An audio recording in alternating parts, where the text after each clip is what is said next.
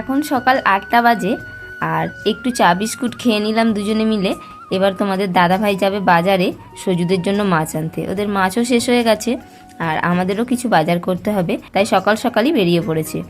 দেখো আমাদের এখানে কত কাদা, এখনও কিন্তু শুকনো হয়নি আর শুকনো হওয়ার কোনো চান্সই নেই। এখন সবে মাত্র ভাদ্র মাস চলছে আর এখন পুরোপুরি শুকনো হতে আরও 2 মাস লাগবে।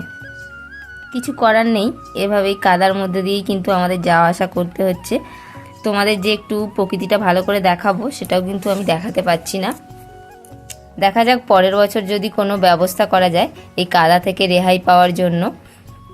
তো সবই তো ভগবানের ইচ্ছা, আমরা শুধু চেষ্টা করে যাচ্ছি। যাই হোক, এবার বড় রাস্তায় চলে এসেছি। সাইকেল চালিয়ে এখন যেতে হবে বাজার। বাজারে এসে কিনে নিলাম কুলেখাড়া তোমাদের দিদিভাইয়ের জন্য। আমিও খাবো কুলেখাড়া, খেলে রক্ত তৈরি হয়, খুব উপকারী। দেখুন কত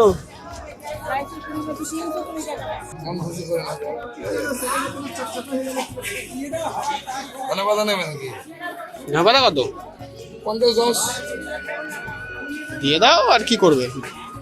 আদা রসুন রসুন তো নেয় না, আর আদা আছে বাড়িতে। আমাকে ধন্যবাদ দিয়েছি পুরো 50 টাকা।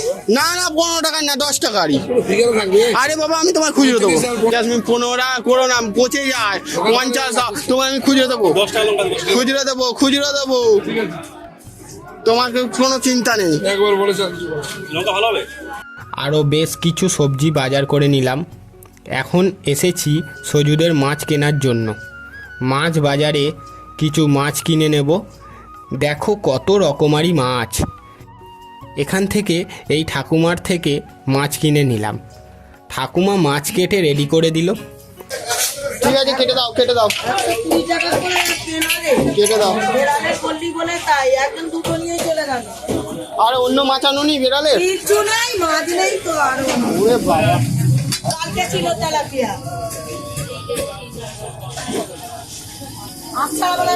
ওই এমনি করে দাও। আচ্ছা আচ্ছা হবে না, খালি ছোট ছোট পিস করলেই হবে।